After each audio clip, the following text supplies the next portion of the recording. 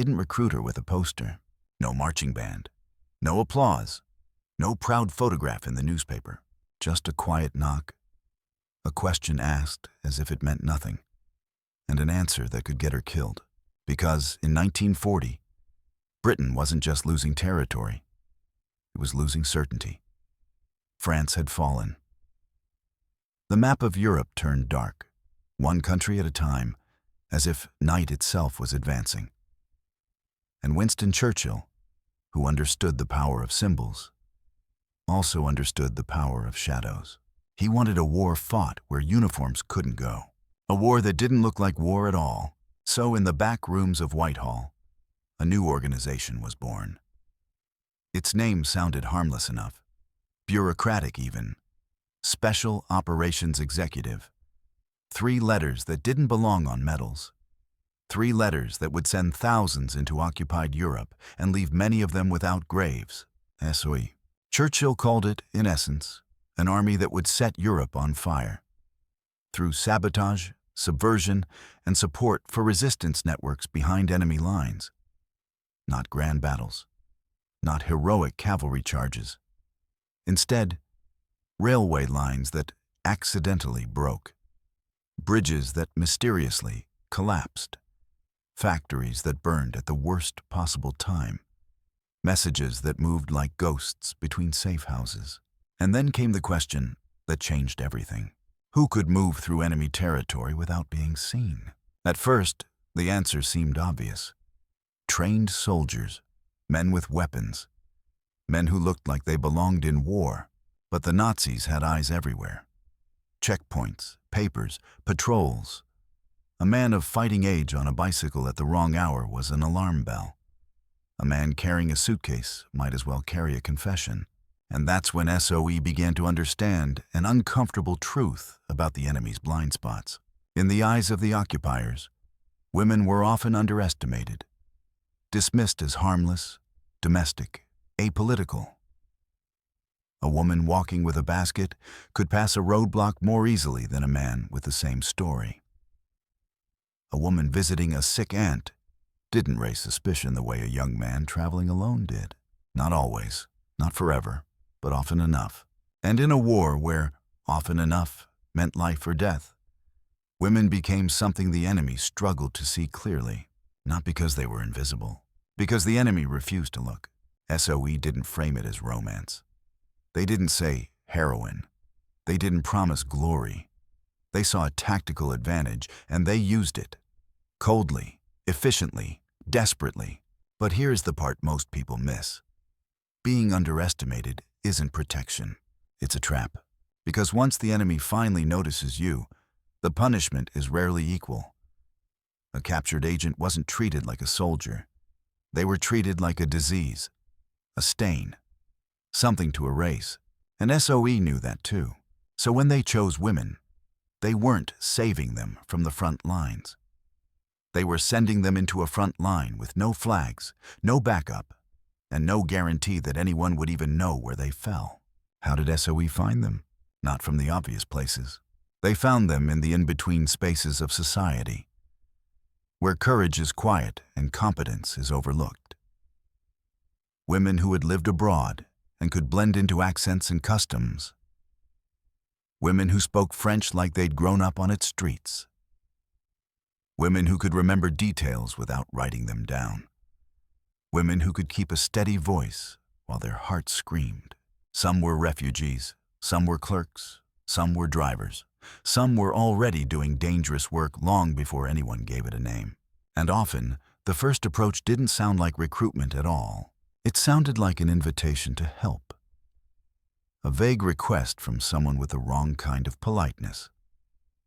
A conversation that tested the edges of a person's fear without revealing the blade.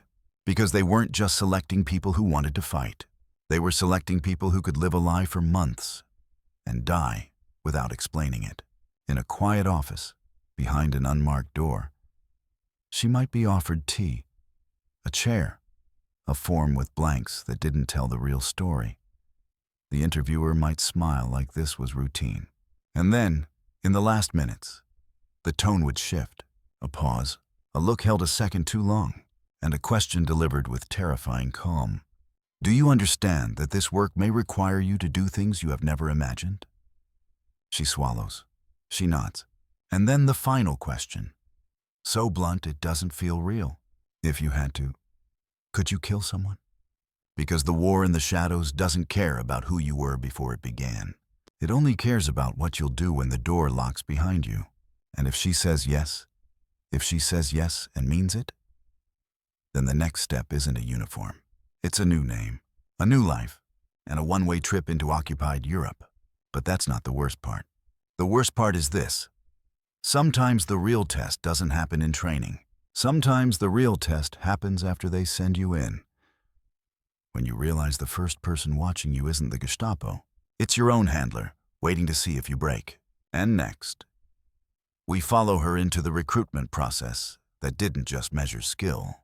It measured the exact moment a human soul can snap, and whether she would snap quietly enough to save everyone else. She thought the question about killing was the worst part. It wasn't. The worst part was what came after the yes. Because SOE didn't recruit heroes. It recruited survivors. People who could function while frightened, who could make decisions while shaking, who could keep a straight face while the world tried to peel the truth out of them. And you don't find that with paperwork. You find it by pushing someone, quietly, systematically, toward the edge of themselves. The first days felt almost ordinary. An address scribbled on a note, a train ride, a modest building with windows that gave away nothing. Inside, polite voices, tea, small talk, the kind of atmosphere that makes you drop your guard. That was the point. They asked about her childhood, her work, where she had lived, who she knew in France, how well she could cycle, whether she ever got car sick, whether she could type, whether she could keep her hands steady after a sleepless night. It sounded like a job interview. But the questions were not about employment. They were about cover. A good cover story isn't clever. It's boring. It's believable.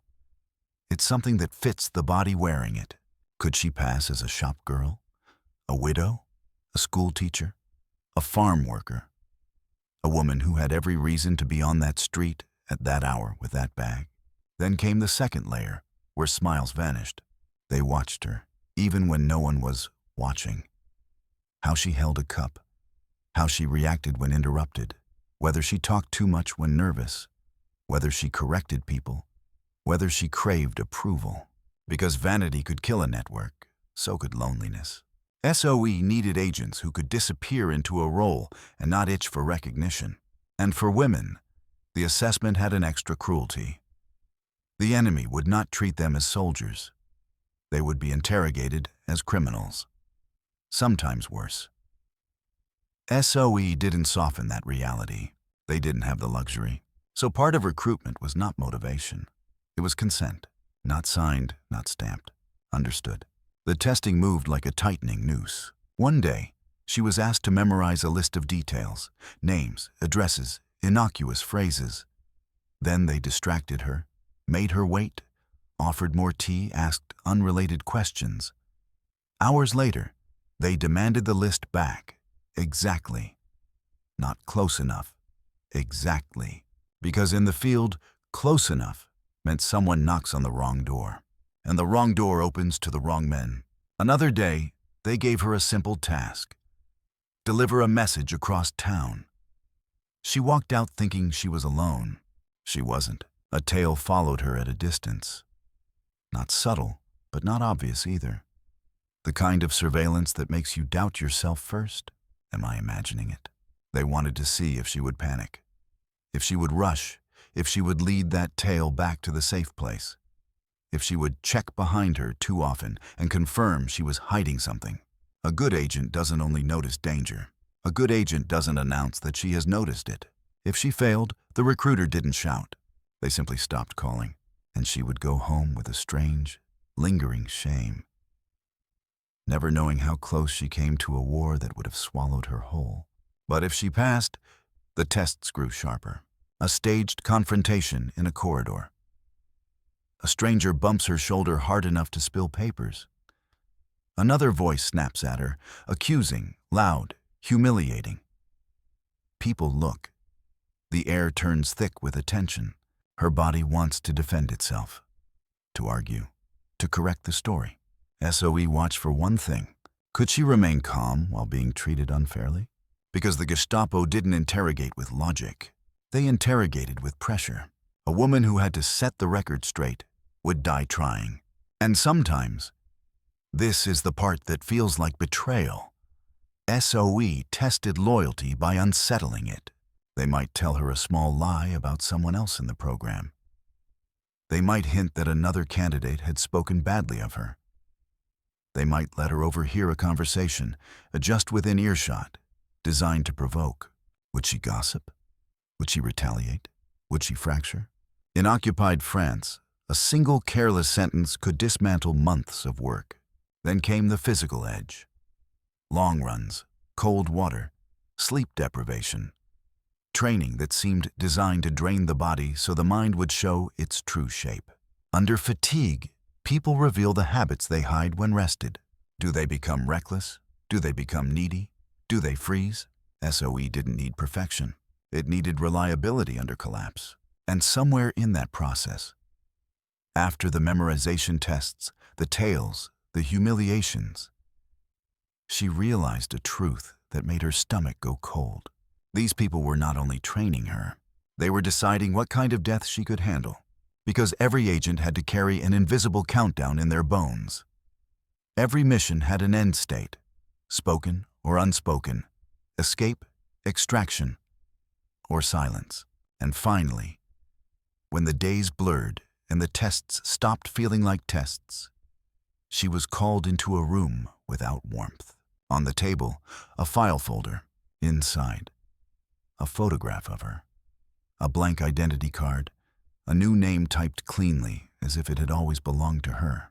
The interviewer slid it across like a verdict. You won't contact your family. You won't write. You won't explain. If you're captured, we can't acknowledge you. Officially, you will not exist. A pause. Then the question that followed the earlier one about killing. Only this time, it wasn't about what she could do to others. It was about what she could endure herself. Can you keep a secret, even if it costs someone you love? Because the next step wasn't training. The next step was the moment she boarded a plane with forged papers and looked down at England shrinking beneath clouds. A one-way journey into a country where every ordinary face might be an informer, and where, sometimes, the very first person to betray you was the one who sent you. Next, we go to the training grounds, where SOE taught women to become radio ghosts, saboteurs, and living lies, and where one mistake in the dark could turn a mission into a funeral. Training didn't begin with explosions. It began with unlearning. Unlearning how to be noticed. Unlearning how to seek reassurance. Unlearning the instinct to explain yourself when accused. Because in occupied Europe, explanations got you killed. The training grounds were scattered across Britain. Quiet estates, remote countryside, places that looked harmless from the outside. Inside, they were laboratories for transformation. Men and women passed through them, knowing that whatever they became, there would follow them into the dark. For the women selected by SOE, the first lesson was simple and brutal. Your greatest weapon is not what you carry. It's what you can hide. They learned to walk without purpose, to linger without looking lost, to carry objects that felt natural, shopping baskets, sewing kits, small suitcases, while concealing things that meant death if discovered. Radio crystals sewn into hems, codes hidden in knitting patterns, messages memorized so thoroughly they could survive panic, pain, or sleepless nights. And then came the radios. The wireless operator was the most hunted creature in occupied territory. The moment she transmitted, she became a beacon. German direction-finding vans could triangulate a signal in minutes. Stay on air too long, and the net closed fast. So SOE taught speed. Assemble the set in the dark. Transmit in short bursts. Break down and vanish. Change locations constantly. Never transmit from the same place twice. And above all, never grow comfortable. Comfort was a death sentence. They drilled it into her until her hands moved faster than fear. Until the sound of Morse code became muscle memory. Until she could send and receive while imagining boots on stairs. Because sometimes that wouldn't be imagination. They trained her in explosives. Not to be spectacular, but to be precise. Plastic explosives shaped small enough to fit into a pocket. Detonators disguised as everyday objects. Timers that allowed a woman to walk away calmly while the damage unfolded behind her. Sabotage wasn't about destruction. It was about timing. A derailed train at the wrong hour was a nuisance. At the right hour, it could delay an entire division. They learned unarmed combat, too. Not for fair fights, but for sudden ones.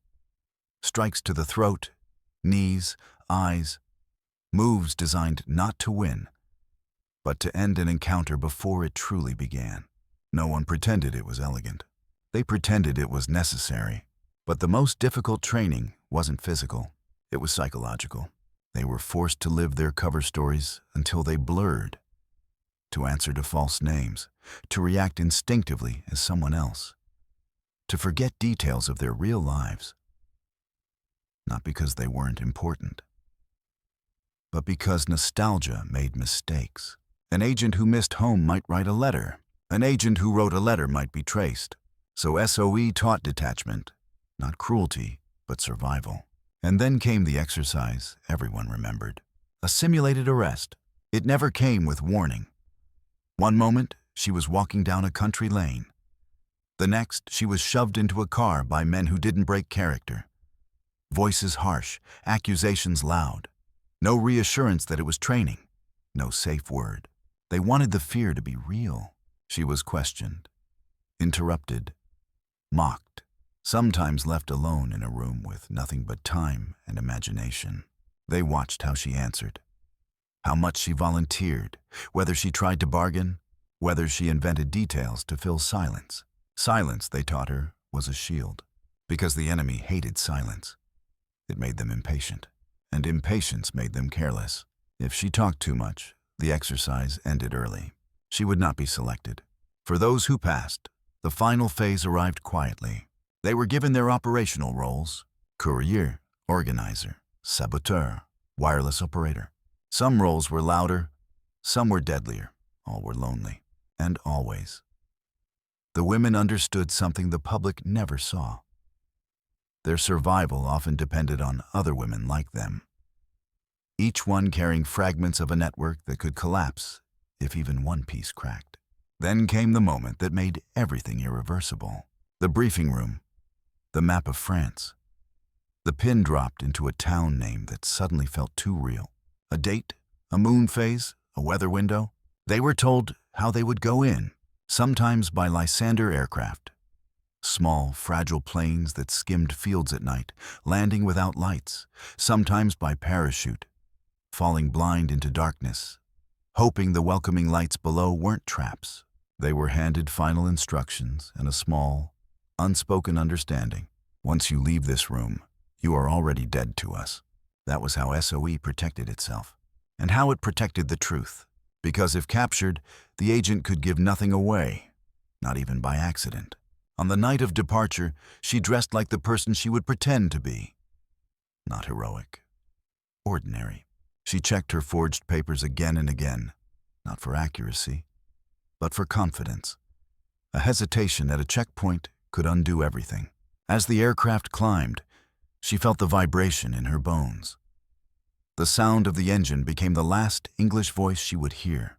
And when the light turned green, when the door opened and the cold air rushed in, there was no ceremony, just darkness below, and a jump into a country where the rules were written by the enemy. But the real danger didn't begin when she landed. It began when she sent her first transmission back to London, because every signal was a question flung into the void. Are you still alive? And one night, after weeks of success, she sent a message that took just a little too long. Next, we follow the tightening net. When betrayal, radio detection, and a single wrong detail turned missions into disappearances, and courage into silence. In occupied France, you didn't lose suddenly. You lost by inches. A missed meeting. A delayed message. A face you couldn't place in the corner of a cafe. A question asked twice. A door that used to open now stayed shut. For SOE agents, especially the women moving between safe houses, couriers, resistance cells, the danger wasn't always a firefight. It was a pattern. And when patterns changed, people vanished. After she landed, after the first days of confusion and coded introductions, the work became a rhythm. Move, deliver, memorize, disappear. Train schedules. Handwritten notes burned immediately. Conversations kept short, as if every extra word could be overheard by the walls. The resistance networks were brave, terrifyingly brave. But they were fragile. One arrest could roll downhill into 10 more. One careless boast in a bar could set an entire town on fire. And the Germans learned quickly. They studied, they adapted, they hunted. Direction-finding teams listened for wireless operators like wolves, listening for a heartbeat. Collaborators watched train stations. The Gestapo built files on strange women who traveled too often, asked too few questions, paid with the wrong coins. Then came the pressure point SOE feared most: betrayal. Sometimes betrayal was ideology. Someone who believed the occupiers would win and wanted to be on the right side. Sometimes it was hunger. Sometimes it was fear. And sometimes it was simple selfishness. The kind of person who would sell a name for a bottle of wine. That's what made the work unbearable. It wasn't only the Nazis. It was the uncertainty of everyone else. In the days before a raid, there were usually signs. Small ones. The air of a street. The way neighbors avoided your eyes. The feeling that a familiar route suddenly had too many footsteps behind it. But agents also learned another cruel truth. Sometimes there were no signs. Sometimes the net dropped like a curtain. A routine meeting at a safe house. A quiet knock. A friendly voice. Then boots, shouts, the smash of wood. The sound of your name spoken by someone who should not know it. For women, capture didn't mean a quick end. It often meant a long one. SOE agents carried that knowledge like a hidden weight. And still, they went forward. Because stopping meant abandoning everyone else who depended on the network. One night, she arrived at a prearranged address and noticed something wrong. A window was open that should have been closed. A flower pot shifted slightly. A curtain pinned differently. To an outsider, nothing. To an agent, it was a scream. She hesitated. That hesitation saved her life and condemned someone else. Because she turned away, melted into the street, and took a longer route to her next contact. When she arrived, breathless, she saw fear in his eyes before he spoke. They took her, he whispered. A courier. A young woman who had carried messages under bread loaves and inside bicycle tubes. Gone. And with her arrest came the terrifying question, what did she know? This is how networks collapsed. Not through cowardice, but through human limits. Torture is designed to find the edge of a person's endurance, and then push beyond it until language becomes involuntary. SOE taught agents to compartmentalize, to know only what they needed. But the resistance wasn't always built that way. Friends introduced friends. Families shared safe houses. Trust spread like roots. And roots could be ripped up. The radio was the worst. Because even if you survived capture, your wireless could become a weapon against your own side. German counterintelligence sometimes forced captured operators to transmit under supervision, sending messages that sounded right, felt right, but contained tiny errors designed to lure more agents into the open. London feared this. SOE headquarters demanded security checks in messages. Small intentional mistakes known only to the operator. A missing word, a wrong spacing, a subtle flaw that said, I am writing under duress. It was a fragile system, and one evening, London received a transmission from her network. Same call sign, same rhythm, but the security check was wrong, a detail missing. a punctuation mark too clean, a phrase that sounded like her, but not exactly. Back in France, she didn't know that London was now staring at her words with dread. She only knew the streets were changing. Contacts stopped answering. Meeting points went cold.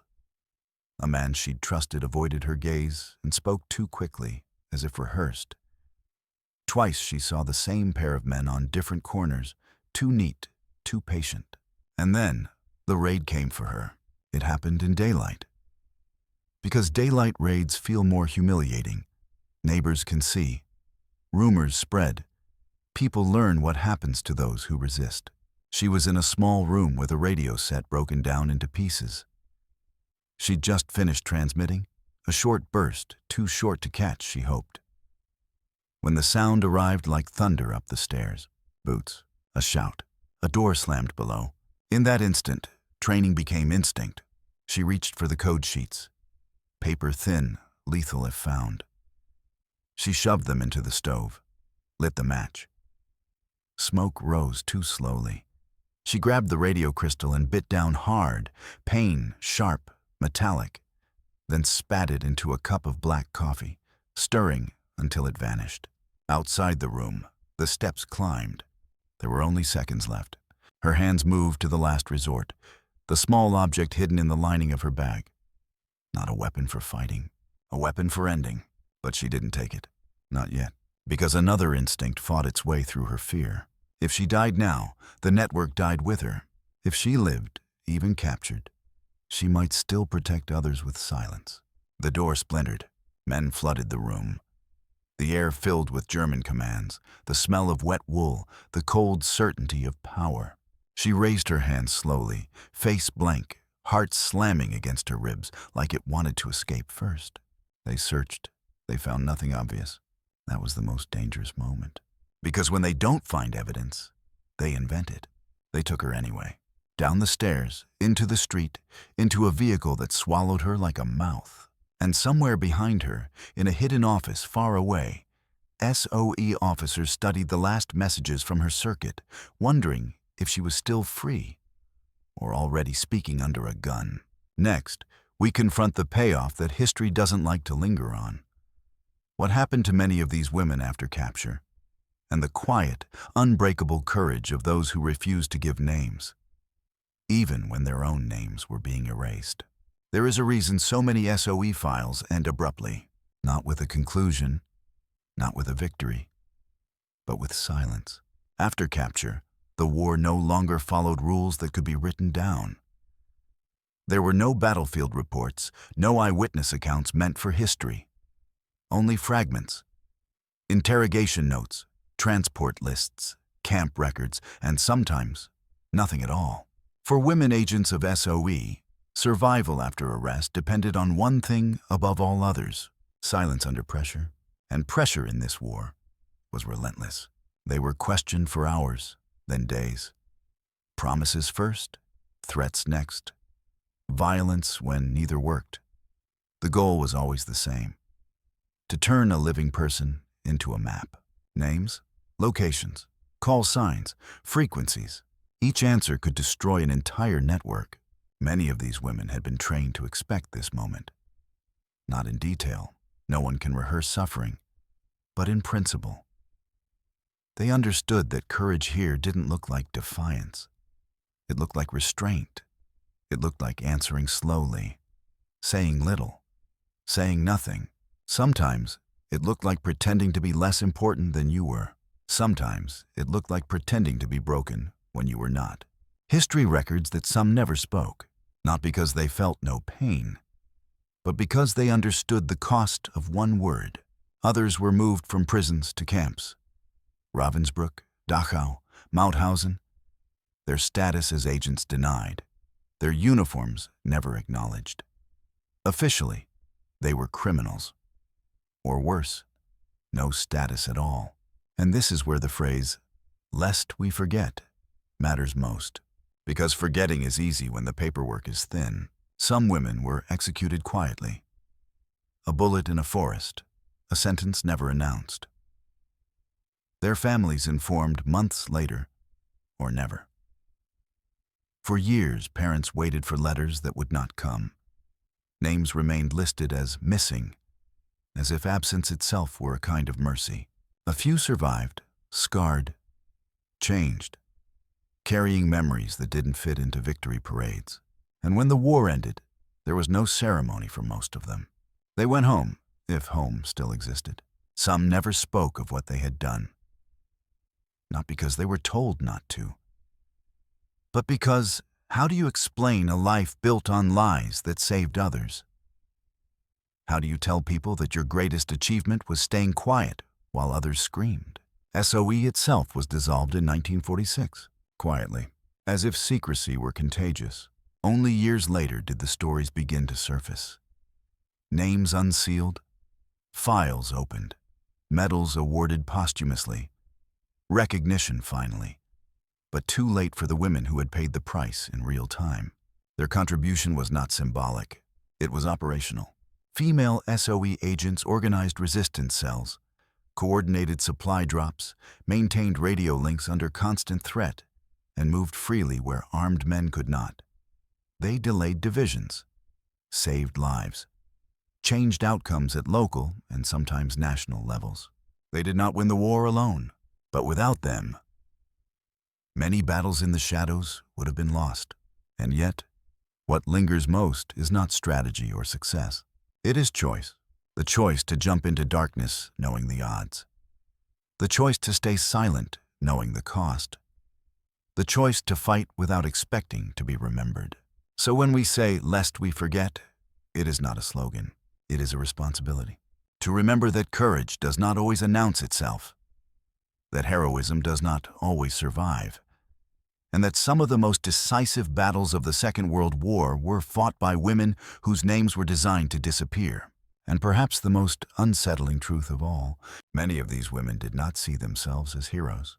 They saw themselves as necessary, and they would do it again, knowing exactly how it might end, because the war asked for silence, and they gave it.